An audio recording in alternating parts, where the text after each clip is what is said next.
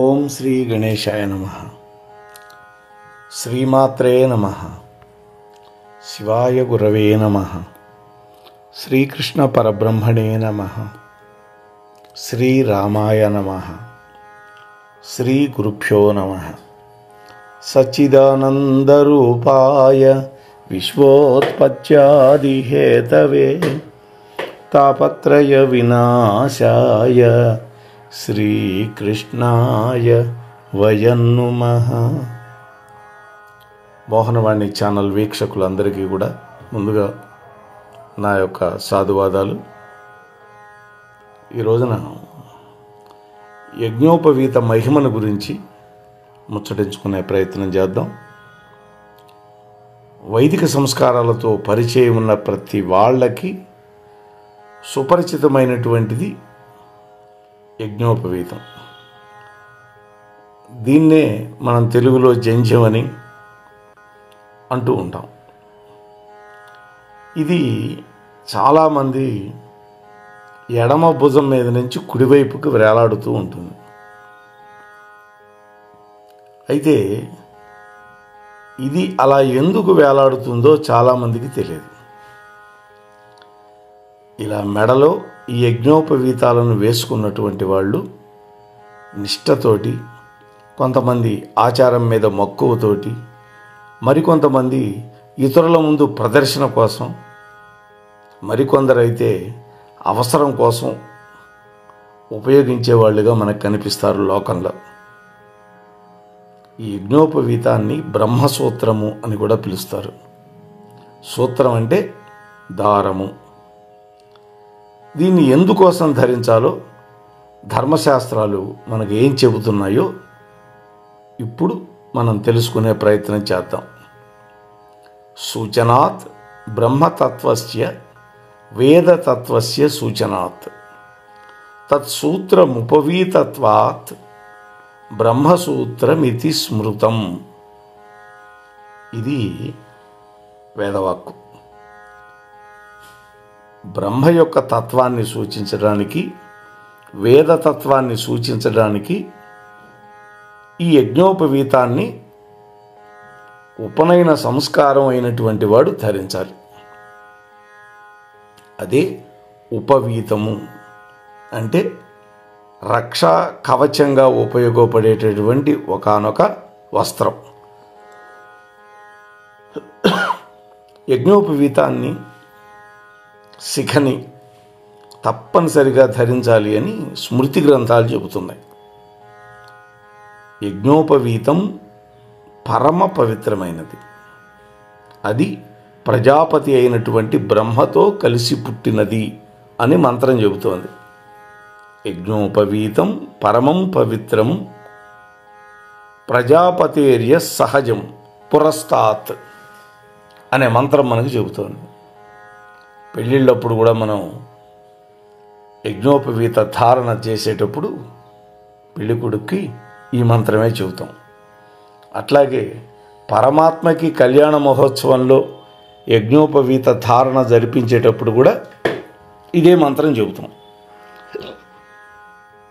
వివాహమైన వాడికైతే యజ్ఞోపవీతాన్ని నవతంతువులతోటి నిర్మాణం చేస్తారు. తంతువు అంటే దారం, నవ అంటే 9, అంటే 9 దారపు పోగులతోటి తయారు చేయాలి. ఒక్కొక్క 3 పోగులు కలిపి ఒక ముడి. ఒక్కొక్క తంతువుకి ఒక్కొక్క అధిదేవత ఉంటాడని కూడా స్మృతులు చెబుతున్నాయి. ఓంకారో అగ్నిశ్చ నాగశ్చ సోమః పితృప్రజాపతి వాయుః సూర్యశ్చ సర్వశ్చ తస్తు దేవా అమీనవ.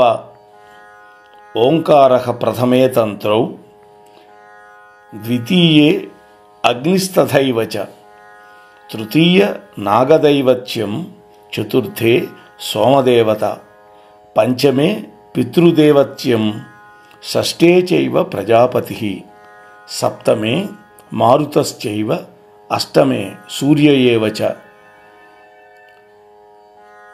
సర్వే దేవాస్తు నవమే ఇచ్చేతాస్తంతు దేవతాః ఇది శ్లోకం.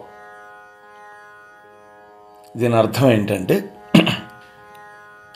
మొదటి దారంలో ఓంకారం ఉంటుంది, రెండవ తంతువులో అగ్నిదేవుడు ఉంటాడు, ఇక మూడవ తంతువులో నాగదేవత, నాలుగవ తంతువులో సోమదేవత, సోమదేవత అంటే చంద్రుడు, ఐదవ తంతువులో పితృదేవతలు ఉంటారు, ఆరవ తంతువులో బ్రహ్మదేవుడు ఉంటాడు, ఏడవ తంతువులో వాయుదేవుడు ఉంటాడు, ఎనిమిదవ తంతువులో సూర్యభగవానుడు ఉంటాడు, ఇక తొమ్మిదవ తంతువులో మిగిలినటువంటి దేవతలు అందరూ కూడా ఉంటారు అని ఈ శ్లోకానికి ఉండేటటువంటి పరమార్థం. యజ్ఞోపవీతం కేవలం 9 దారాల సముదాయం మాత్రమే కాదు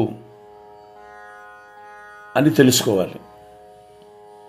ఈ యజ్ఞోపవీతం 96 విషయాలకు ప్రతీక అని సామవేద ఛాంగోజ్యేయ పరిశిష్టం అనేటువంటి గ్రంథం చెబుతోంది. తిథి వారంచ నక్షత్రం తత్వవేద గుణాన్వితం కాలత్రయంచ మాసాశ్చ బ్రహ్మసూత్రం హి షణ్ణవం. ఈ శ్లోక తాత్పర్యం ఏంటంటే, తిథులు 15, వారాలు 7, నక్షత్రాలు 27, అశ్విని దగ్గర నుంచి రేవతి వరకు, తత్వాలు 25, పంచభూతాలు, పంచతన్మాత్రలు, పంచేంద్రియాలు, మనస్సు, బుద్ధి, అహంకారం ఇవన్నీ కలిపితే తత్వాలు 25 ఉంటాయి. 4 వేదాలు, త్రిగుణాలు, సత్వరజస్తమో గుణాలు, కాలాలు 3, భూత భవిష్యత్తు వర్తమానాలు, 12 నెలలు, ఈ మొత్తం కలిపితే 96. అంటే యజ్ఞోపవీతాన్ని ధరించినటువంటి వాళ్ళకి తిథులలోనూ, వారాలలోనూ, నక్షత్రాల్లోనూ, తత్వాలలోనూ, వేదాలలోనూ, గుణాలలోనూ, కాలాలలోనూ, మాసాలలోనూ పవిత్రత ఏర్పడుతుంది. అందువల్ల అవన్నీ ధరించినటువంటి వాళ్ళకి శుభ ఫలితాలు కలిగిస్తుంది యజ్ఞోపవీతం అనేది స్మృతి గ్రంథాలు చెబుతున్నాయి. ఈ యజ్ఞోపవీతం 96 కొలతలతో కూడి ఉండాలి అని వశిష్ఠ స్మృతి చెబుతోంది. స్మృతి అంటే ధర్మశాస్త్రం, శృతి అంటే వేదం. చతుర్వేదేషు గాయత్రి చతుర్వింశతికాక్షరి తస్మాత్ చతుర్గుణం కృత్వా బ్రహ్మతంతు ముదీరయేత్ అని శ్లోకం. 4 వేదాల్లో కూడా గాయత్రి మంత్రం 24 అక్షరాలతోనే చెప్పబడింది.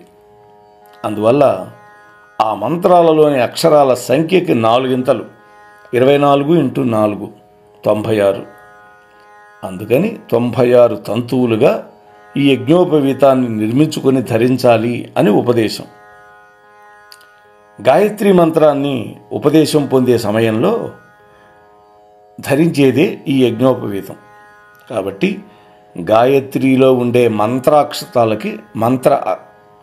అక్షరాలకి 4 గింతల సంఖ్యతో కూడినటువంటి తంతువులు ఉండాలి అని దీనికి తాత్పర్యం.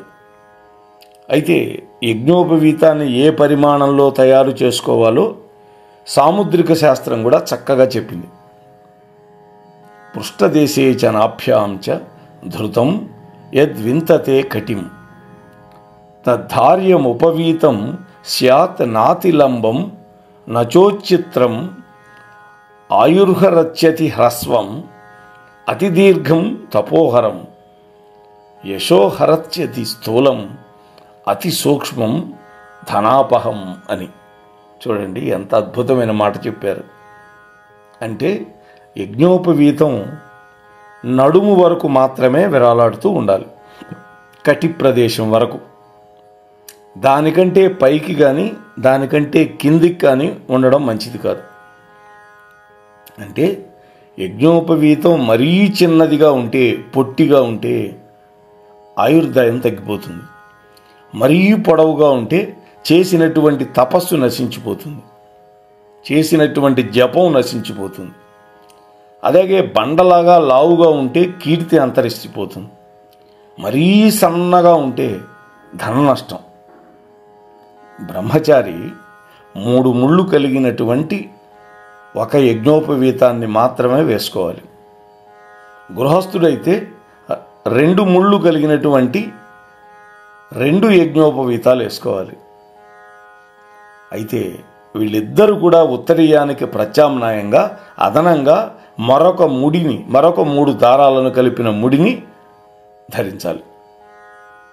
6 నెలలు కాగానే యజ్ఞోపవీతం జీర్ణమైపోతుంది. అంటే చెమటకి తడిసి అంతా కంపు కొడుతూ ఎంత మనం శుభ్రం చేసుకున్నా పాడైపోతుంది. జీర్ణమైపోవటం అంటే పాడైపోవటం. కాబట్టి ప్రతి 6 నెలలకి ఒకసారి కొత్త యజ్ఞోపవీతాన్ని ధరించాలి. ఆ తరువాతనే పాతబడినటువంటి దాన్ని కింద నుంచి తీసేయాలి, పాదాలకు తగలకుండా. ముందు కొత్తది వేసుకోవాలి గాయత్రి మంత్రం చెప్పుకున్న తర్వాత. యజ్ఞోపవీతాన్ని ధరించే సమయంలోనూ తొలగించే సమయంలోనూ నిర్దిష్టమైనటువంటి మంత్రాలను తప్పకుండా చదవాలి. మంత్ర పఠనం లేకుండా గనక యజ్ఞోపవీతాన్ని ధరిస్తే అది ఫలితం ఇవ్వదు. విసర్జన కూడా చేయకూడదు, పాతది తీసేయకూడదు. అట్లాగే అప్పుడప్పుడు మనకి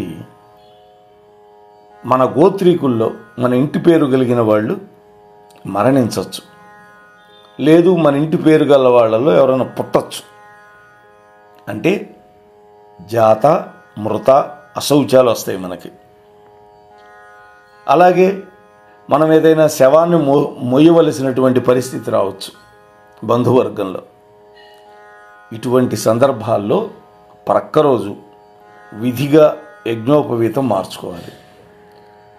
అదే అశౌచం అయితే 10 రోజులు పూర్తయిన తర్వాత 11వ రోజు స్నానం చేసి శుద్ధి అయిన తర్వాత యజ్ఞోపవీతం మార్చాలి. అదే శవాన్ని గనక మోస్తే వాహకుడుగా ఉంటే పక్క రోజు మార్చేసేయాలి. ఏది వాళ్ళ ఇంటి పేరుతో మనకు సంబంధం లేకపోతే, వాళ్ళ దాయాదిత్వం మనకు లేకపోతే, దాయాదిత్వం గనక ఉంటే 10 రోజులు ఆగాల్సిందే, 11వ రోజు చేయాలి. ఈ యజ్ఞోపవీతాన్ని పరిహాసం కోసం వాడటం కానీ, ఇతర వస్తువులను దానికి కట్టి అపవిత్రం చేయడం కానీ ఎంత మాత్రం చేయకూడదు. అలా గనక చేస్తే సమస్త పాపాలు చుట్టుకుంటాయి అటువంటి వాడికి. ఒక్క మాటలో చెప్పాలంటే యజ్ఞోపవీతంలో ఉండే తంతువులు మన శరీరంలోని ప్రాణనాడులే అనే విషయాన్ని మాత్రం మర్చిపోకూడదు. అందువల్ల యజ్ఞోపవీతాన్ని ఎంతో జాగ్రత్తగా కాపాడుకోవాలి, మన శరీరంలో ఉండే అంగాలని కాపాడుకునేటువంటి విధంగా. ఈ యజ్ఞోపవీతం మనిషి శ్రేయస్సు కోసం ఉపయోగపడాలి కానీ ప్రదర్శన కోసం కాదు. కొంతమంది ఇప్పటికీ తెలియక యజ్ఞోపవీతం తీసి ఎక్కడన్నా దండానికి తగిలిస్తున్నారు. శుభకార్యం అప్పుడు మాత్రమే వేసుకునేవాళ్ళు కనిపిస్తున్నారు. శరీరంలో ఒక భాగంగా ఉండాలి తప్ప అదేదో బరువుగా ఎప్పుడు కూడా అనుకోకూడదు. ధర్మాలని ఆచరిస్తూ ధరించాలి. ఇదే యజ్ఞోపవీతం యొక్క అద్భుతమైనటువంటి మహిమ. కాబట్టి ఉపనయన సంస్కారం పొందినటువంటి అందరూ తప్పకుండా యజ్ఞోపవీత ధారణ చెయ్యాలి. అంటే బ్రాహ్మణ, వైశ్య, క్షత్రియ ఇటువంటి జాతులు, అలాగే విశ్వబ్రాహ్మణ, వీళ్ళకు కూడా యజ్ఞోపవీత ధారణ ఉన్నది. అంటే యజ్ఞోపవీతాన్ని ధరించటానికి అర్హత కలిగినటువంటి ప్రతి వ్యక్తి కూడా దానిని ఒక్కరోజు కూడా తీసేయకూడదు.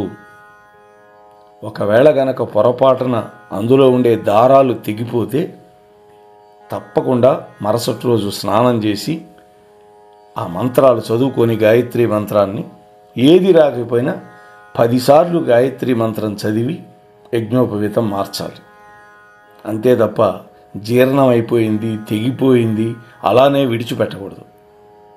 యజ్ఞోపవీతం లేనివాడు పుణ్యకార్యాలని ఆచరించడానికి అవకాశం లేదు. కాబట్టి పైన కండవా లేకపోయినా ఒక్కొక్కసారి నడుస్తుంది. ఎందుకని? మరొక ముడి అదనంగా వేసుకుంటున్నాగా. అది యజ్ఞోపవీతం. ఆ మూడవ ముడి ఏదైతే ఉందో అది మనకి ఉత్తరీయానికి ప్రత్యామ్నాయంగా పనికొస్తుంది ఆపస్సమయంలో. ఇన్ని విషయాలు మనకి వేదాలు, పురాణాలు, స్మృతి గ్రంథాలు అద్భుతంగా చెప్పినాయి. వాటిని పాటిద్దాం, వాటి వల్ల ప్రయోజనాన్ని అందరం కూడా పొందుదాము అనేటువంటి విషయాన్ని మీతో సవినీయంగా మనవి చేస్తూ, ఈ ఛానల్ ఇంకా ఎవరైనా సబ్స్క్రైబ్ చేయకపోతే తప్పకుండా చేసుకోండి. విషయం నచ్చితే లైక్ చేయండి, మీ బంధుమిత్రులతో కూడా పంచండి. ఎక్కువ మంది వీక్షకుల సంఖ్య పెంచేదానికి మన సబ్స్క్రైబర్లే ప్రయత్నించాలి. దానివల్ల ఛానల్ పెట్టినటువంటి వాళ్ళకి ప్రోత్సాహకరంగా ఉంటుంది అని మరొక్కసారి మీతో సవినీయంగా మనవి చేస్తూ ముగిస్తున్నాను. స్వస్తి. మోహనవాణి తెలుగు పాడ్కాస్ట్ వింటున్న శ్రోతలందరికీ హృదయపూర్వక ధన్యవాదాలు. వినండి, వినిపించండి, వింటూనే ఉండండి మోహనవాణి తెలుగు పాడ్కాస్ట్. మీరు వింటున్నారు మోహనవాణి. మా కార్యక్రమాలు మీకు నచ్చితే ఇప్పటివరకు మా ఛానల్కి సబ్స్క్రైబ్ చేసుకోకపోతే వెంటనే ఈ క్షణమే సబ్స్క్రైబ్ చేసుకుని ఆ పక్కనుండే బెల్ బటన్ని మ్రోగించి అందరికీ షేర్ చేసి మీ విలువైన కామెంట్ను కూడా చేసి మమ్మల్ని ప్రోత్సహిస్తారని కోరుతున్నాను.